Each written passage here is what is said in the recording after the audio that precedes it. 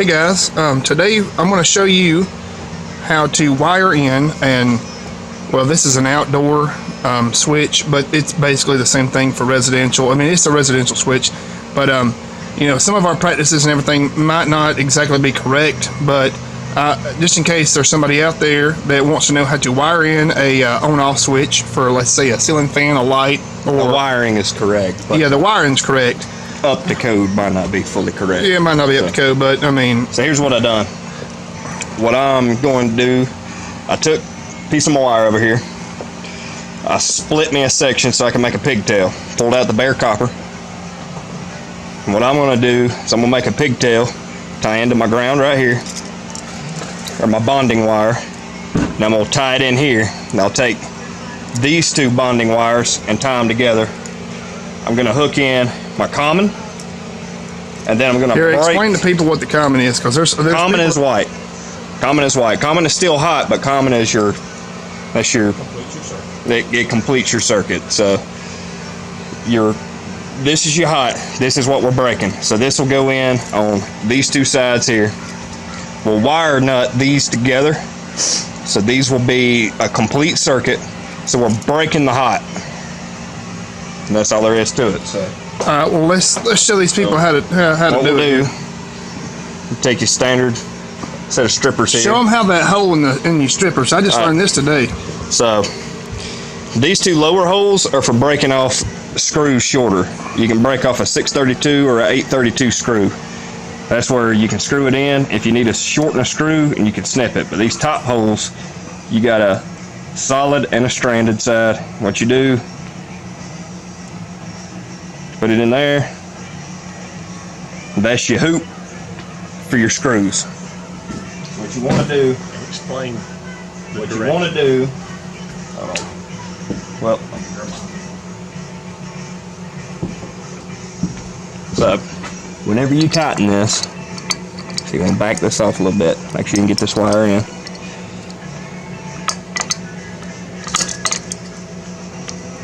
So you want to tighten.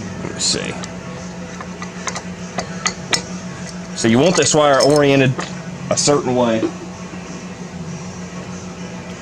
I'm going to take this all the way out. That way it's easier. Take it all the way out. So My dad's here coaching us here. He's the engineer and the electrician and shit, and he's sitting here coaching my brother. I'm just recording. what you want to do, you want your hoop to be in the direction, so whenever you tighten it, it helps wrap the actual piece of wire around. That way it cinches it. See, I didn't know that. That'll give you a whole lot of room in these. No. So as you're tightening it, what will happen is you will cinch this wire in there better. If you go the other way, it'll spread it out, and then you don't get a good connection, and it will probably eventually come out. So that keeps that wire tight.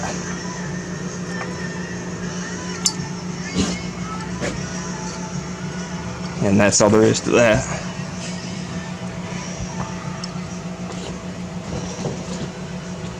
So now,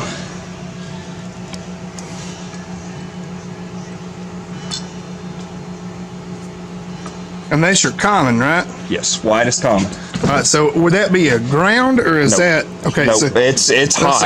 Okay. So what is it that you're breaking? Are you breaking the neutral, or are you We're breaking the hot? Common is still hot, but it's just your main circuit. It completes your circuit. Okay. So.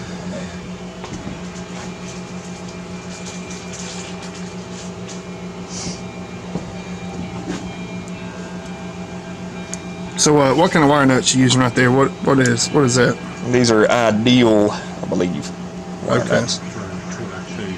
And these are 3 12-gauge wires, because we shouldn't be tying anything over that together.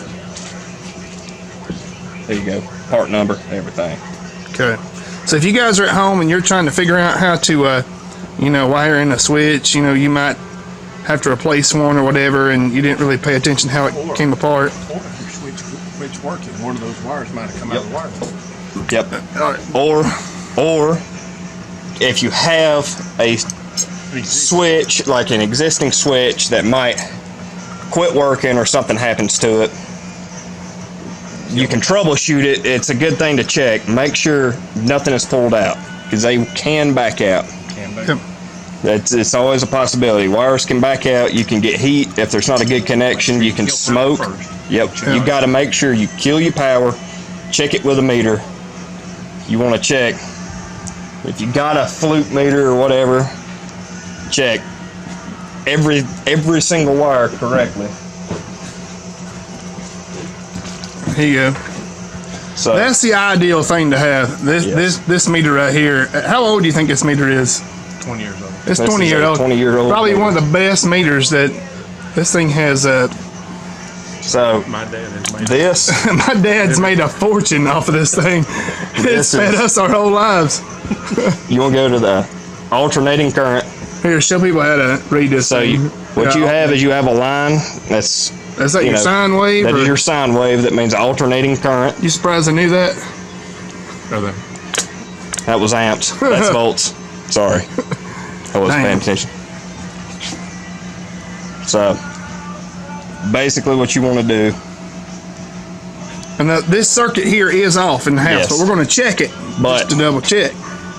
you don't want to touch it necessarily, but what you do is you check ground to hot. Make sure it's dead. So this is the incoming line, so you'd want to check your incoming. Check your ground to hot. Check your ground to common. So you can fit your leads inside there to be able to check. But you want to check multiple times from ground to your common, ground to your hot. Make sure everything's correct. Make sure it's dead. Okay, what we've done, we've tied in our commons straight. What we did, we broke our hot on the switch. We've got all of our bonding wires, our ground wires. We've tied them together. We jumped a pigtail to here, inside the box.